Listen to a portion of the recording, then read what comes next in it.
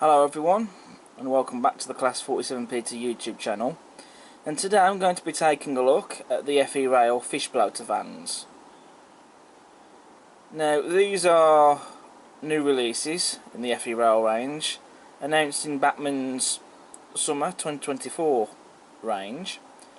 These have not long been released, and I've got both the GWR liveries.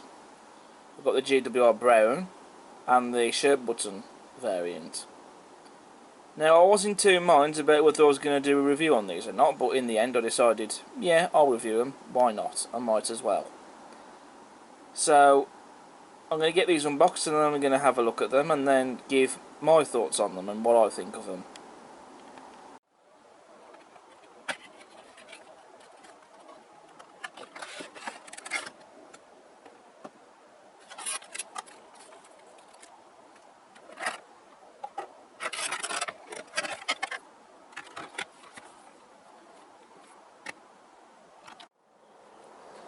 So here we have the fish bloater vans out of the box and down on the layout. First thing I'd like to say, quality on these is fantastic. No detail bits are missing or broken. All the parts seem to be fitted correctly. And there's no glue marks or imperfections anywhere. The quality on these is fantastic. Also, I'm sure you're probably wondering, how accurate are these? If you are interested in that, I can say they're pretty accurate. I've looked at them in the photos and I can't see anything wrong with these models. And for a first impression, I do think they look fantastic. So to make a start on the detail, first of all we have sprung buffers. I'm not personally fussed about sprung buffers, but they are fitted on the models, and if you like sprung buffers, they'll keep you happy, I'm sure. These also come with slim tension lock name couplings fitted, which these will be getting replaced by magnetic couplings by me, because that's the couplings I now use. And also these are fitted with kinematic style couplings. They also come fitted with metal spoke wheels as well, which is great. Having a look at the detail underneath, now most of this is detail you're not really going to see when the model's running, but there is a good amount of detail here. I mean, there is some moulded detail, such as this detail that runs along here, but there is some separately fitted detail parts, such as the brake rigging, and you've got this cylinder here and this tank. Those are separately fitted detail parts and they look fantastic. The wagon chassis have also got some nice detail on them as well. You've got these step boards just along here, very nicely fitted. You've also got axle boxes and springs, and again you've got all this detail here, separately fitted as well, not to mention things like the brake here as well, also separately fitted, and it's even got a bit of painted detail on it as well. The roofs are very nicely detailed as well. You've got the rain strips and the air vents as well. I like how the air vents are different on both of these wagons. This one here in the GW Brown livery, it has just two vents in the middle of the roof, whereas this one in the shirt button livery has four of them, two on either side of the roof. So it's nice to see those variations as well that's covered on the models.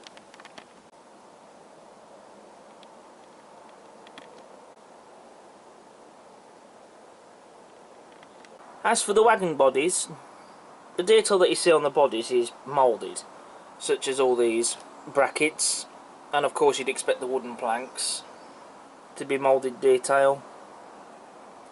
And the doors of the wagon as well, they don't open, but I wouldn't really expect them to.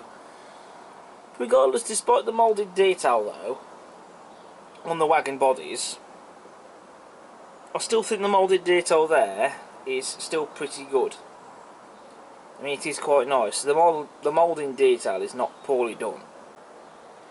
I would say the livery application is fantastic on these models. I really do like the brown livery, especially with the white roofs. I think that's what really sets it off, I think. As for the livery application, it's been done very well and very evenly, with no blemishes or imperfections anywhere at all. The Great Western and GWR styled font and logo were also very nicely and crisply applied on the wagon body sides. And looking at some of the other printed detail on the wagon body sides, such as for example wagon running numbers, 10-ton fish bloater, and for fish traffic only. And I would say the quality of the style of the font, and the printing for that matter, is done to a high standard and it looks fantastic. Some other bits of detail that are very nearly missed off with these models when talking over the detail is the coupling hook and lamp irons. And the lamp irons especially are separately fitted detail. The roofs on these wagons are one moulded piece, you can't remove the roofs. But I'm okay with that. That's not something that bothers me personally. We also get some accessory bags supplied with the models, and these come with vacuum pipes. Now I might choose to stick them on, although I would worry that fitting in couplings might cause these to either catch on the buffer beam detail, such as these vacuum pipes, or it might knock them off perhaps, so I might not fit them. So that's about all I can say for these models. I've pretty much covered all the detail they have on them, and they also roll pretty well too, which is something I also tested earlier. Seem to roll quite well and very smoothly. So what I'm going to do now is I'm going to get these running around the layout. So I think I'll get a GWR livery locomotive hauling these and get some other wagons coupled behind them, get a nice freight set going. And I think in the background I might feature some other locomotives hauling other trains as well, just for a bit of fun. And then once I've got the running session over and done with, I think then I'll give my conclusion on what I think on these models. So I'll see you in a bit.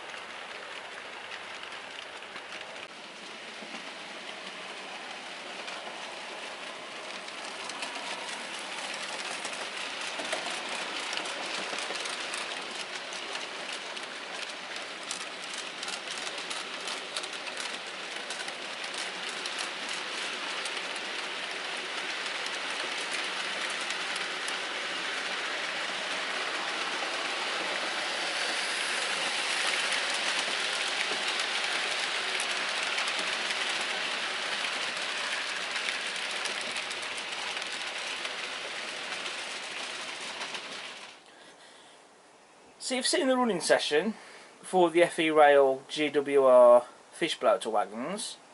So what's my conclusion? First of all, and I will be honest, I have to be honest, I did experience a few derailment problems, and I think that's possibly down to the kinematic couplings.